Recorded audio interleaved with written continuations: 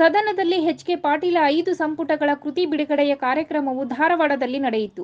ಈ ಕಾರ್ಯಕ್ರಮದಲ್ಲಿ ಎಚ್.ಕೆ. ಪಾಟೀಲರೊಂದಿಗೆ ವಿಧಾನಸಭೆಯ ಸಭಾಪತಿಗಳು ಭಾಗಿಯಾಗಿದ್ದರು.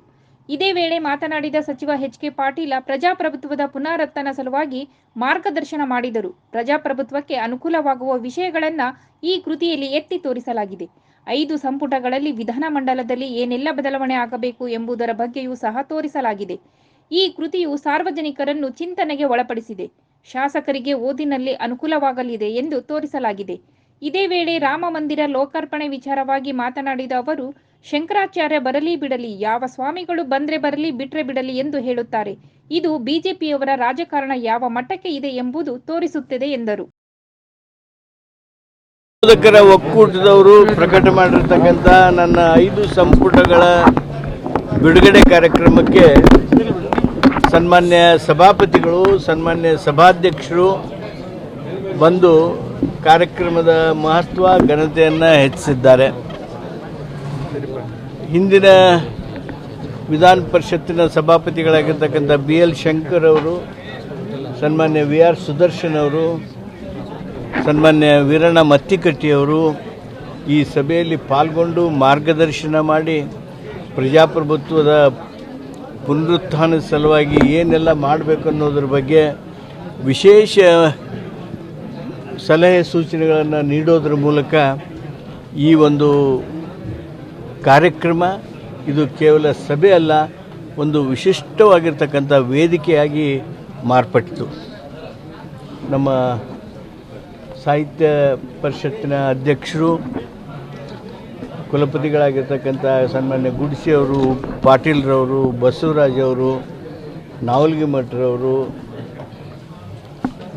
ಮತ್ತೊಬ್ಬ ಕುಲಪತಿಗಳು ಹಾಗೂ ಸಂಶೋಧಕರ ಒಕ್ಕೂಟದ ಜೊತೆಗೂಡಿಕೊಂಡು ಈ ಸಂಪುಟಗಳನ್ನು ಹೊರತರೋದಕ್ಕೆ ಶ್ರಮಪಟ್ಟಿರ್ತಕ್ಕಂಥ ಸನ್ಮಾನ್ಯ ತೇಜಸ್ವಿ ಕಟ್ಟಿಮನಿಯವರು, ಇವರೆಲ್ಲರೂ ಪಾಲ್ಗೊಳ್ಳೋದರ ಮೂಲಕ ಈ ವೇದಿಕೆ ಒಂದು ಅತ್ಯಂತ ಉತ್ತಮವಾಗಿರ್ತಕ್ಕಂಥ ಪ್ರಜಾಪ್ರಭುತ್ವಕ್ಕೆ ಅನುಕೂಲ ಆಗ್ತಕ್ಕಂಥ, ಪ್ರಜಾಪ್ರಭುತ್ವದಲ್ಲಿ ಏನು ಬದಲಾವಣೆ ಆಗಬೇಕು, ವಿಧಾನಮಂಡಲದಲ್ಲಿ ಯಾವ ರೀತಿಯಾಗಿರ್ತಕ್ಕಂಥ ಸುಧಾರಣೆಗಳಾಗಬೇಕು ಅನ್ನೋದನ್ನು ಎತ್ತಿ ಎತ್ತಿ ತೋರಿಸೋದ್ರ ಮೂಲಕ ಸಾರ್ವಜನಿಕರನ್ನು, ಪ್ರಜ್ಞಾವಂತರನ್ನು ಈ ಚಿಂತನೆಗೆ ಹಚ್ಚಿರ್ತಕ್ಕಂಥ ವೇದಿಕೆಯಾಗಿ ಇವತ್ತು ಹೊರಹೊಮ್ಮಿದೆ. 5 ಸಂಪುಟಗಳು ಸಂಶೋಧಕರಿಗೆ, ಯುವಕರಿಗೆ, ರಾಜಕಾರಣದಲ್ಲಿರ್ತಕ್ಕಂಥ ನಮ್ಮ ಯಾವತ್ತು ವ್ಯಕ್ತಿಗಳಿಗೆ, ಶಾಸಕರಿಗೆ ಇವು ಓದಿನಲ್ಲಿ ಅನುಕೂಲ ಆಗಲಿ ಅಂಥೇಳಿ ನಾನು ಈ ಸಂದರ್ಭದಾಗ ಹಾರೈಕೆ ಮಾಡ್ತೀನಿ. ನನ್ನನ್ನು ಈ ಸ್ಥಾನಕ್ಕೆ ತಂದಿರತಕ್ಕಂಥ ಸಾರ್ವಜನಿಕ ಬದುಕಿನಲ್ಲಿ 1984ರಿಂದ ಎತ್ತುಕೊಂಡಿರ್ತಕ್ಕಂಥ ನನ್ನ ಹಿತೈಷಿಗಳು, ಅದು ಕಾರವಾರ ಜಿಲ್ಲೆ ಇರಲಿ, ಗದಗ ಜಿಲ್ಲೆ ಇರಲಿ, ಹಾವೇರಿ ಜಿಲ್ಲೆ ಇರಲಿ, ಧಾರವಾಡ ಜಿಲ್ಲೆ ಇರಲಿ, ಈ ಎಲ್ಲ ಪ್ರದೇಶಗಳಿಂದ ಬಂದಿರತಕ್ಕಂಥ ನನ್ನ ಹಿತೈಷಿಗಳಿಗೆ, ಅದ್ರ ಜೊತೆಗೇ ಬಾಗಲಕೋಟೆ, ಬಿಜಾಪುರ, ಬೆಳಗಾಂದಿಂದ ಬಂದಂಥ ನನ್ನ ಏನು ಹಿತೈಷಿಗಳಿದ್ದಾರೆ ಅವರೆಲ್ಲರಿಗೆ ನಾನು ಈ ಸಂದರ್ಭದಲ್ಲಿ ನನ್ನ ಕೃತಜ್ಞತೆಗಳನ್ನು, ನಮಸ್ಕಾರಗಳನ್ನು ಹೇಳ್ತೀನಿ. ಯಾಕಂದರೆ ಅವರು ನನ್ನನ್ನು ಈ ಒಂದು ಮಟ್ಟಕ್ಕೆ ಏರಿಸಿದವರು. ಅವರಿಗೆ ಮತ್ತೊಮ್ಮೆ ನಮಸ್ಕರಿಸಿ, ಏನು ಪತ್ರಿಕಾ ಸ್ನೇಹಿತರು ಸಹಕರಿಸಿದ್ದೀರಿ, ನಿಮ್ಮೆಲ್ಲರಿಗೂ ನನ್ನ ಹೃತ್ಪೂರ್ವಕವಾಗಿರ್ತಕ್ಕಂಥ ವಂದನೆಗಳು. ಬಹುಶಃ ನೀವೆಲ್ಲರೂ ಒಪ್ಕೋತೀರಿ ಅಂತ ನಾನು ಭಾವಿಸ್ತೀನಿ.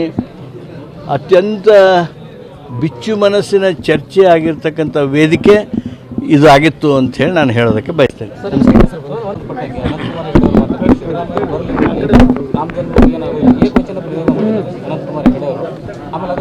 ನಾನು ಇಷ್ಟೇ ಹೇಳ್ತೀನಿ, ಇವರೆಲ್ಲ ರಾಜಕಾರಣ ಈ ಮಟ್ಟಕ್ಕೆ ಹೋದ, ಶಂಕರಾಚಾರ್ಯ ಬರಲಿ ಬಿಡಲಿ, ಯಾವ್ದು ಬೇಕಾದ ಸ್ವಾಮಿ ಬರಲಿ ಬಿಡಲಿ ಅಂಥೇಳಿ ಮಾತನಾಡುವ ಅವರ ಮಾತುಗಳ ಬಗ್ಗೆ ನಾವು ತಲೆ ಕೆಡಿಸ್ತೀವಿ.